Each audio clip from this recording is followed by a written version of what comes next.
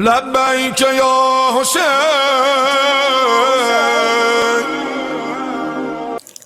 اعوذ باللہ من الشیطان الرجیم. بسم اللہ الرحمن الرحیم. رب اشرح لی صدری ویسر لی امری واحلل عقدۃ من لسانی یفقہوا قولی. اما بعد فقد قال اللہ الحکیم فی کتابہ الکریم وہو اصدق الصادقین وقولہ الحق. بسم اللہ الرحمن الرحیم. کل نفس ذائقۃ الموت. ناظرین کرام، کچھ دنوں پہلے اس عزاداری جریلی کے چینل کے ذریعے سے دینی احکام، جو کہ موضوع اور اس کا نام تھا کہ جس موضوع کے تحت حدیث و روایات و آیات کے ذیل میں گفتگو مستقل پیش ہو رہی تھی، اور آپ لوگ کا بہت بہت شکر گزار ہوں کہ آپ لوگوں نے حوصلہ افزائی کی، اور اسی طریقے سے علوم آل محمد کو پھیلایا جائے، گھر گھر لوگوں تک پہنچایا جائے، تاکہ لوگوں کو اس کے ذریعے سے، علوم آل محمد کے ذریعے سے روشناس کرایا جائے. تو اب اسی دینی احکام میں جو آج میں نے مناسب سمجھا کہ جو ضروری ہے کہ اس موضوع پہ بھی بات ہونی چاہیے، موت، کہ ہر انسان کو ذائقہ موت چکھنا ہے، موت کا مزہ چکھنا ہے. لہذا اب ہمیں کسی کے مرنے پر یا موت میں اگر کسی کے ہاں جانا ہے، خدا نخواستہ اللہ سب کو سلامت رکھے، اگر موت آ گئی تو اب اس موت میں شرکت کرنے کے آداب کیا ہونے چاہیے.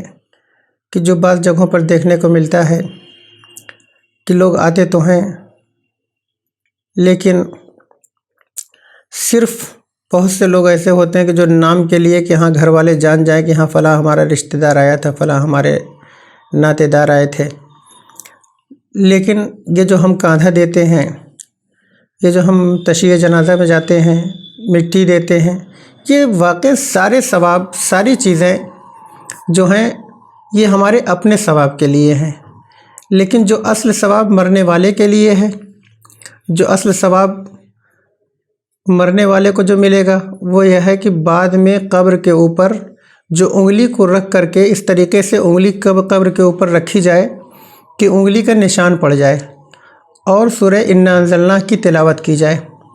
اب یہی وہ چیز ہے کہ جو مرنے والے کے ثواب میں، مرنے والے کے لیے جو ہے فائدہ مند، سود مند ہوتی ہے.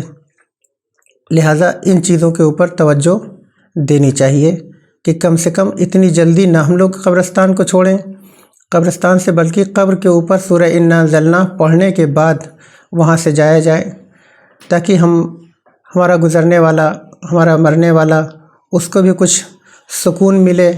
اس لیے کہ قبر کی جو منزل ہوتی ہے بڑی سخت ہوتی ہے، بڑی سخت کٹھنائی کا منزل ہوتی ہے، اور یہ سفر ایسا سفر ہوتا ہے جو ہمیشہ ہمیشہ کے لیے یہ سفر ہوتا ہے. یہ دار فانی سے دار باقی کی طرف گزر ہوتا ہے.